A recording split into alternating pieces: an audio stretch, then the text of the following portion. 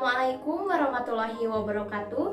Perkenalkan, nama saya Yunita Lestari Damayanti Suganda dengan NIM 20106210403 dari kelas 3C Prodi PGSD Fakultas Keguruan Ilmu Pendidikan Universitas 11 April Sumedang.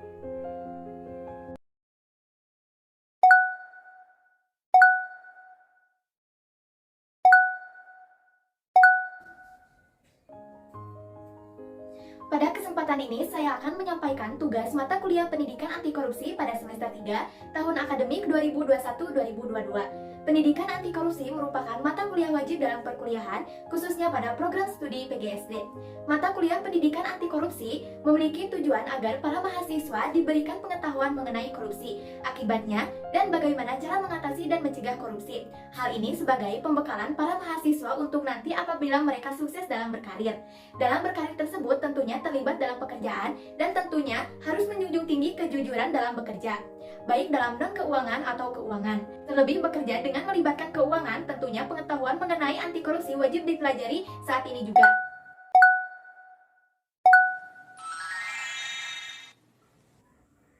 Oleh karena itu, saya akan menjelaskan apa yang dimaksud korupsi.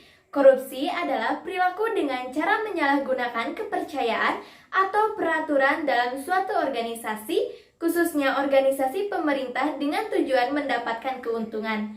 Korupsi tidak hanya terjadi di dalam suatu instansi, tapi korupsi sudah ada dalam kehidupan sehari-hari, contohnya sebagai berikut. Ke-1, dalam kegiatan membeli terkadang ada uang kembalian. Seharusnya uang kembalian harus sesuai dengan nominalnya. Hal ini sepele namun secara tidak langsung membelajarkan tindakan korupsi. Kedua, menyuap polisi razia karena kena tilang. Ketiga, saat ada orang tua yang ingin menyekolahkan anaknya ke sekolah favorit atau unggulan, terkadang melakukan tindakan menyogok atau suap agar anaknya bisa lolos masuk ke sekolah favorit atau unggulan.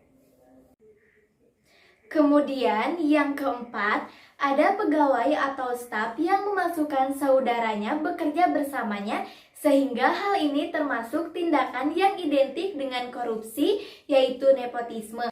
Yang kelima, dalam perkuliahan pun tindakan yang identik dengan tindak korupsi yaitu menyontek waktu ujian.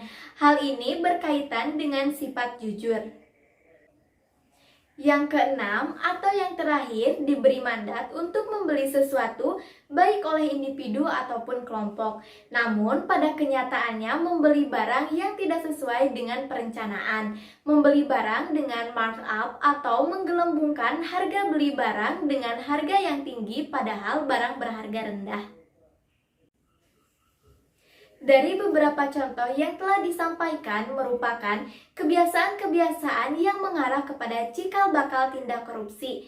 Korupsi besar melibatkan orang-orang besar, namun sebetulnya perbuatan mereka itu licik dan dapat membuat negara sulit untuk maju bahkan bisa bangkrut.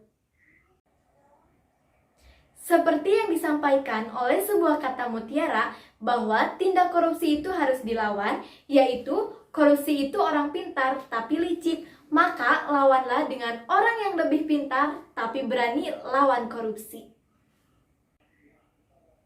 Berikut penjelasannya, yaitu kejahatan korupsi merupakan kejahatan yang menggunakan kecerdasan akal. Ini menunjukkan bahwa pelakunya adalah orang licik dan culas yang memiliki mental di atas rata-rata orang. Dibutuhkan orang yang lebih cerdik dan bermental lebih berani untuk menangkap mereka. Demikian paparan singkat mengenai tindak korupsi yang ada dalam kehidupan sehari-hari yang memang tidak kita sadari. Padahal tindakan-tindakan tersebut merupakan langkah awal dari tindak korupsi yang lebih besar yang berada di tingkat instansi pemerintah. Mudah-mudahan kita sebagai mahasiswa sadar betul akan pentingnya mengetahui untuk mencegah dan menghindari perbuatan korupsi. Lebih-lebih apabila kita bekerja di instansi pemerintah, khususnya dalam pengelolaan keuangan, maka sudahlah tepat mata kuliah pendidikan anti korupsi yang dibelajarkan pada tingkat pendidikan tinggi. Sekian, terima kasih. Wassalamualaikum warahmatullahi wabarakatuh.